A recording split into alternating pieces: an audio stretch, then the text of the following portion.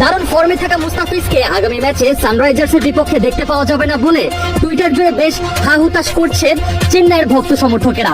মুস্তাফিজ খেলতে পারবে না বলে অনেকে অনেক ধরনের টুইট করছেন। যেমন একজন বলেছেন, মুস্তাফিজ ছাড়া সিএসকে একদমই অপরিপূর্ণ হয়ে থাকবে। আরেকজন লিখেছেন, তার রিপ্লেসমেন্ট কিভাবে হবে? এখন চেন্নাইকে সানরাইজার্সের বিপক্ষে হারতে হবে, এটা চেন্নাইয়ের জন্য খুবই খারাপ সংবাদ। এভাবে মুস্তাফিজকে নিয়ে আরো অনেক হতাশাজনক টুইট করতে দেখা যায় চেন্নাইয়ের ফ্যানদের। অনেকে তো আবার বলেছেন সানরাইজার্সের ফ্যানরা খুবই খুশি। একজন তো মজা করে বলেছেন, 2016 সালে মুস্তাফিজ সানরাইজার্সের হয়ে খেলেছেন এবং উদীয়মান তারকার খেতাব পেয়েছিলেন, তাই তো সে এখনো সানরাইজার্সের প্রতি লয়ালিটি দেখাচ্ছেন। বিজয় প্যাটেল নামে একজন লিখেছেন, চেন্নাই এখন সমস্যায় পড়েছে।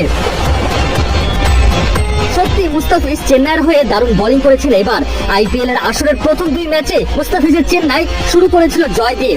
যে জয় বাংলাদেশের পেসার মুস্তাফিজের অবদান ছিল দেখার মতো। সিএসকের হয়ে প্রথম ম্যাচে তো একাই ম্যাচের মোড় ঘুরে দিয়েছিলেন বাংলাদেশে এই পেসার। প্রতিপক্ষ বুঝে ওঠার আগেই মুস্তাফিজ নিজের করা প্রথম 10 বলেই তুলে নিয়েছিলেন বাঘা বাঘা সব ব্যাটারদের উইকেট। প্রথম ওভারে বল করতে এসে তুলে নেন জোড়া উইকেট, এবং কি পরের ওভারে আবারও সেই জোড়া উইকেট তুলে নেন বাহাতে পেসার। যদিও নিজের করা শেষ 2 ওভারে দেখা পাননি কোনো উইকেটের। প্রথম ম্যাচে জিতে নিয়েছিলেন ম্যাচ সেরার পুরস্কারও, কারণ চেন্নাইয়ের হয়ে অভিষেক ম্যাচে বল হাতে দেখিয়েছিলেন নিজের অগ্নিঝরা বোলিং ঝলক। এরপর দ্বিতীয় ম্যাচেও গুজরাট টাইটান্সের বিপক্ষে করেন নজরকাড়া বোলিং। প্রথম 2 ওভারে কোনো উইকেট তুলতে না পারলেও শেষ 2 ওভারে ঠিকই 2টি উইকেট তুলে নিয়েছিলেন তিনি। আর চেন্নাইয়ের তৃতীয় ম্যাচে মুস্তাফিজ 4 ওভার বল করে 47 রান দিয়ে মাত্র 1টি উইকেট পান। সেই ম্যাচে মুস্তাফিজ বল হাতে ছিলেন খুবই খুরুচে, উইকেটও পেয়েছিলেন মোটে 1টি।